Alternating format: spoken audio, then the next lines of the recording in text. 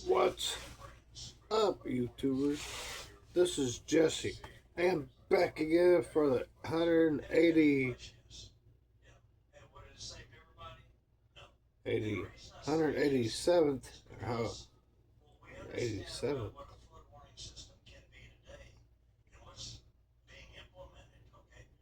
yeah, 187th time this week, or 178th time this week, YouTubers. Yeah. Walt's Gun Belly Carts Cart, 1 gram, 510 thread vape cartridge.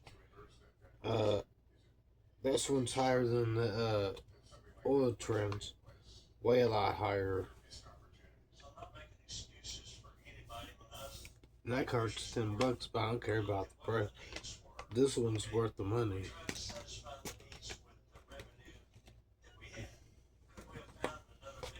Versus two mystery carts, YouTubers.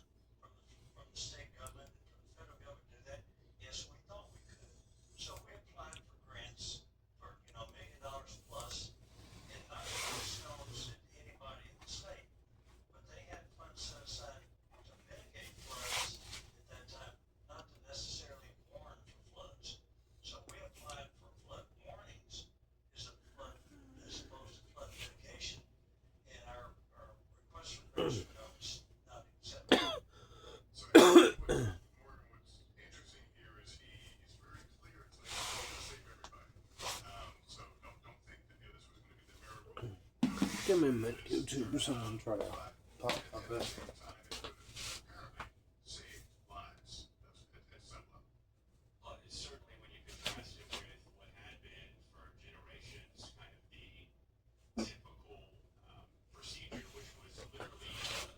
Oh, thank you. Give me a second. Thank you. You got 50 million thumbs up, YouTubers. I only need 1 or 2 thumbs up. I lately I get 4 because yesterday was the 4th. I need 4 today.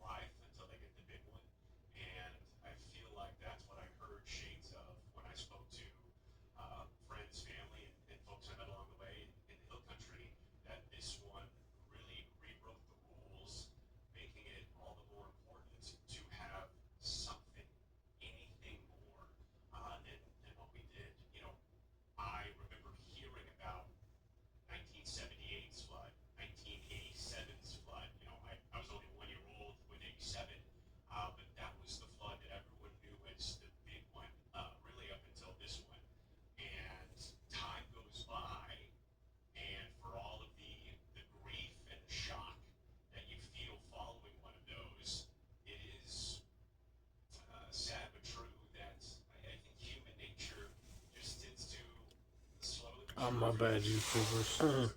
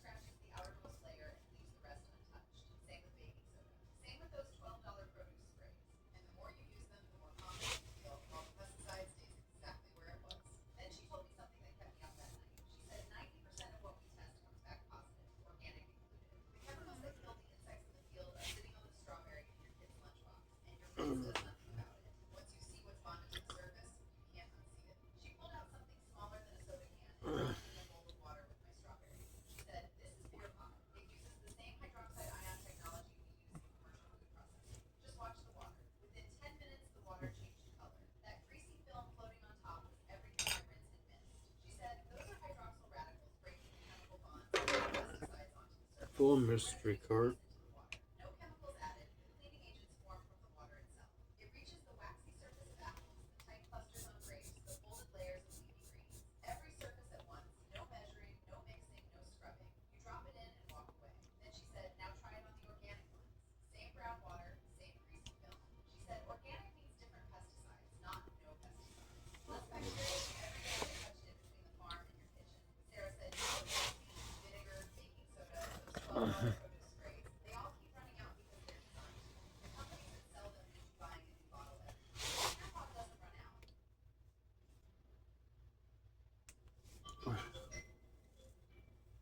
Welcome back. We have some questions now from people that have been following this story, like so many others, hoping to learn as much as they can here. Allison Johnson on Facebook asks, this may be a stupid question, but could local helicopters not have flown in and made rescues, at least save some of those people?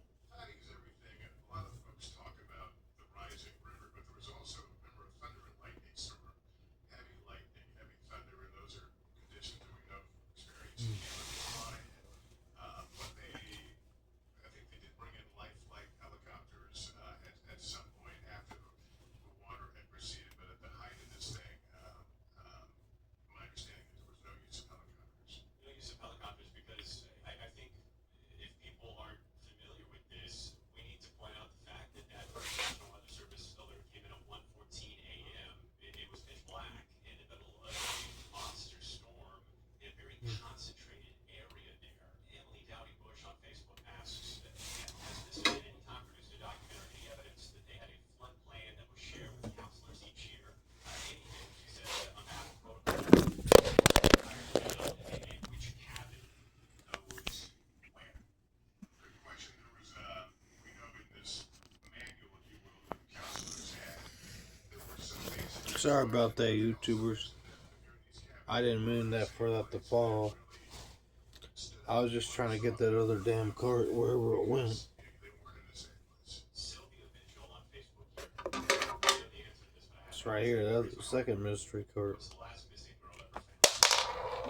So it says that there was still a search for her, and her name has come up a lot in this discussion over whether the camp should go forward. Some folks say we've got to move on, but a lot of folks say, hey, there's still a child that's missing here. And it's like so many things in the story, you just can't imagine, the hole in the hearts of the family of this young girl. And I have to note that the efforts that crews are going to locate her and bring closure to the family are nothing short of just incredible. Using high-tech sonar, going through that river inch by inch, it feels like. And to their credit, they've not given up. Sharon Fraley here. How y'all doing today, YouTubers? Yeah, I need about 2 or 3, 4 thumbs up because it's. Heroes Medal of Honor. Amen. Yeah, I think that says it all. I'm just kidding. A true medal, I have no way of knowing, but I don't know what the hell was I even talking about. Ainsley, when she grew up, she made some quick judgments and decisions, and she saved lives, and you can't forget that. I want to end with Jennifer Welch, the best here. And this is something that I can personally attest to as well. She writes, as a Texan, I didn't want to watch this episode. It's so hard to think about what happened, but I forced myself to do it. Forgive me. We have to honor these poor families. I'm sorry. And I get it. I've shed a few on this story. We have to honor these families and their loss and learn from this tragedy. While water sustains life and is a beauty to admire when calm, it is also an extremely powerful force. Never, ever underestimate. Absolutely. Well said. That will be the lesson of this tragedy. It's cathartic to kind of speak to what we both kind of witnessed That one. on this tragedy from the initial aftermath. Down with that one. Your multiple trips back to speak to these families here, and I know that healing is different for everyone, and everyone handles grief in a different way.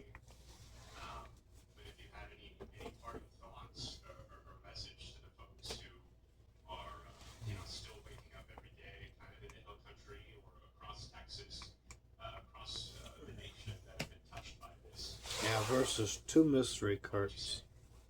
I come away from stories like this thinking that the most important thing is that people The one I put over there that fell down between something over there. That was that low mystery cart. This book mystery cart. This is a Raspberry Rush. live this trend on some level if they're going to be their space, and we're going to have to find a way to give them their space while paying honor to their loved ones, and seeking the answers that they need. And I think on some level all of us need. Right. I'm reminded of Kerrville Mayor Joe Herrick Jr. I had a chance to catch up with him on a trip back home, and I kind of posed the question to him. You know, here you have the unthinkable in your backyard. How can you possibly move on from it? And he said, together. That's it. That's the only way. I just want to thank you for you and your teams reporting on something that's hit so close to home for me, Lester.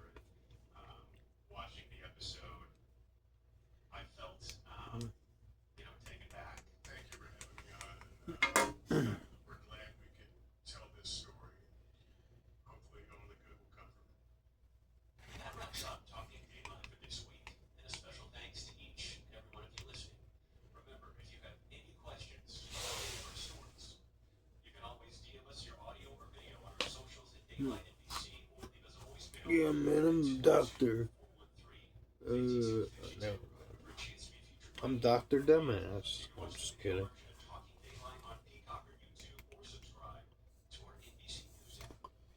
I wore this shirt because it has red, white, and blue on it. I have 2 different kinds of blue, exactly.